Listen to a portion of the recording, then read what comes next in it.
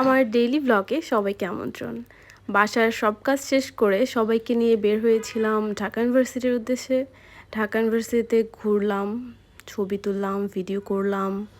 আচ্ছা, এই লাল গাড়িটার সাথে ভিডিও করেছিলাম আর ছবির ক্যাপশনে লিখেছিলাম যে ফাইনালি লাল গাড়িটা কিনেই ফেললাম। সবাই আমাকে অভিনন্দন জানিয়েছেন।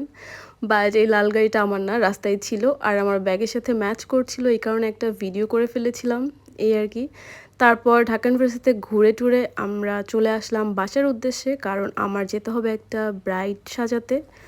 কিন্তু ঢাকা ইউনিভার্সিটি যাব আর ফুচকা ভাজা পোড়া খাবো না তা কি হয়? মুক্ত মঞ্চের সামনে কিছুক্ষণ বসে থাকলাম, তারপর চলে গেলাম সরোয়ার্দী উদ্যানে ভাজা পোড়া এবং পানিপুরি খেতে। তো এখানে মাশরুম ফ্রাই এবং এই পাকোড়াগুলো মজাই ছিল। মাশরুম ফ্রাইটা বেশি মজা ছিল। এগুলো খেয়ে দেন বাসায় রওনা দিলাম। রওনা দিয়ে লাঞ্চ করে দেন আবার রওনা দিয়েছি ব্রাইড সাজানোর উদ্দেশ্যে। এই তো যাচ্ছি আজকে খিল খেতে। তো আজকে রাস্তায় তেমন একটা জ্যাম ছিল না, কারণ আজকে তো ফ্রাইডে। বাট এখানে কিছুক্ষণ আটকা ছিলাম, ট্রেন যাচ্ছিল এই কারণে। পরে ট্রেন যাওয়ার পর আবার রওনা দিয়ে দিলাম। দেন এই তো ব্রাইড অলমোস্ট রেডি।